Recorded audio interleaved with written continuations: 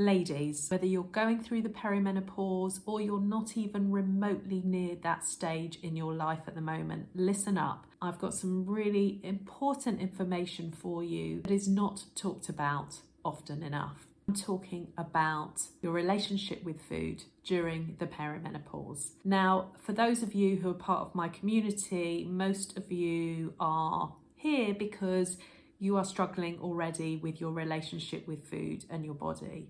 And so even if you are years away from the perimenopause, it's important to be aware of this time in your life can trigger for some the resurfacing of problems.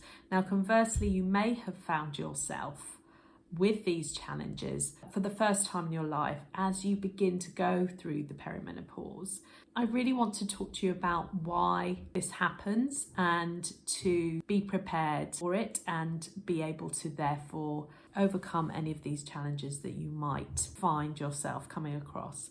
Now, midlife really brings across significant shifts in our body, and the ebb and flow of roller coastering estrogen and eventually gives way to that sort of notable decline of estrogen alongside that dropping of progesterone levels really brings around these shifts, and it leads to a multitude of changes in our biology, affecting our physical, our psychological and our emotional well-being. It can have a really profound influence on our relationship with food and our body image. Dynamics of our eating habits can really change, and also how we view ourselves as well.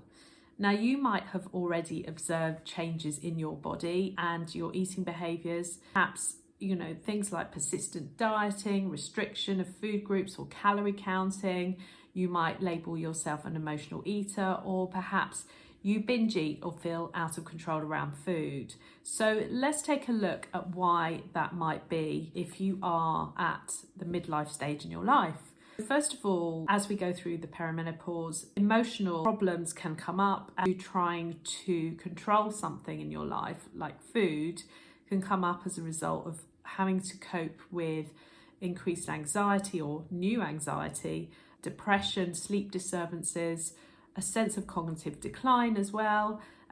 These can all create the perfect storm, and I think for many women, it feels like they need to turn to something as a sense of coping. Also at this time of life for many women, they have their older children leaving home. Perhaps they are looking after elderly parents as well. For many, this life stage sometimes brings up separation and divorce. And overall, there's a real sense of overwhelm and feelings of loss and just not being able to cope. But at the same time, we've got a change in weight and body appearance for many women. So new estrogen lows and declining progesterone can lead to metabolic changes that leads to that weight gain around the middle. This is very common. We experienced a 15% drop in our metabolic rate, and that's partly due to our reduced ability to hold onto our muscle mass, and also due to a shift in insulin resistance.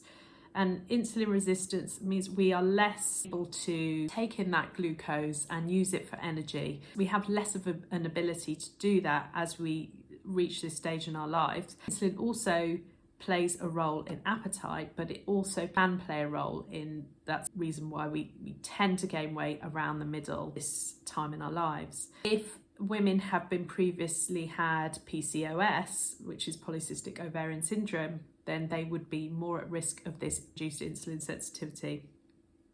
But also the perimenopause stage can exacerbate the autoimmune condition Hashimoto's disease, which is you have an underactive thyroid due to the recalibration of the immune system at this time. Though this is not directly due to the menopause or related to the menopause, it's very common to see this at this time. And of course, underactive thyroid can bring around other changes, quite a few symptoms that are in common with the perimenopause that can sort of add to that whole perfect storm that we're talking about.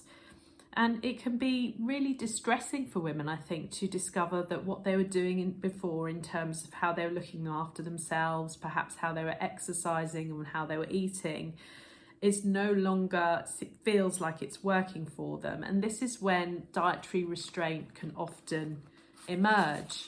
Menopause really can affect our sleep, and this has an impact on both our appetite and perhaps the choices that we make about the food that we eat. What happens after a poor night's sleep, we have increases in leptin, which is our satiety hormone telling us that we've eaten enough, and increases in ghrelin, which is our hunger hormone. So we're more likely to crave less nutritious food, crave more, and just be generally more hungry. And then of course, it really can affect our mood and weakens our ability to handle stress if we're not having enough sleep. And we've got that diminished energy and motivation, we're much less likely to perhaps look after ourselves in the same way and cook ourselves a nutritious meal. And then we also have that cortisol connection as well. Stress hormone, it's released at times when we need that fight or flight response, and it's released, and it causes a whole cascade of effects. But essentially, one of the things it does is release glucose to provide energy for our muscles to fight or run away from something. But the problem is that we're constantly in a regular state of stress, then we're continuously activating cortisol, and this can lead to fatigue, feeling of anxiousness, and sugar cravings. So chronic stress, really reduces also how responsive our body is to insulin, and it also impacts our ability to effectively process glucose present in our blood.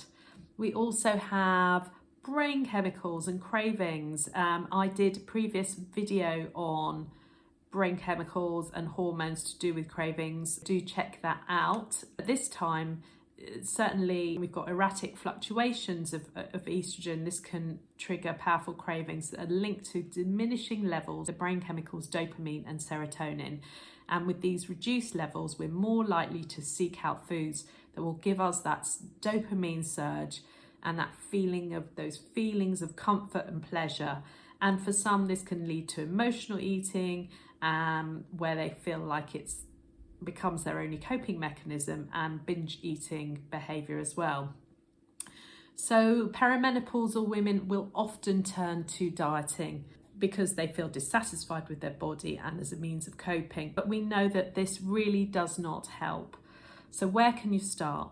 Well, first of all, please download my Breaking the Cycle guide, which identifies key 4 steps to changing your relationship with food. This can really help. I'll leave all these links around the video. If you'd like one-to-one support, I do take on a few clients. Do check out a complimentary call.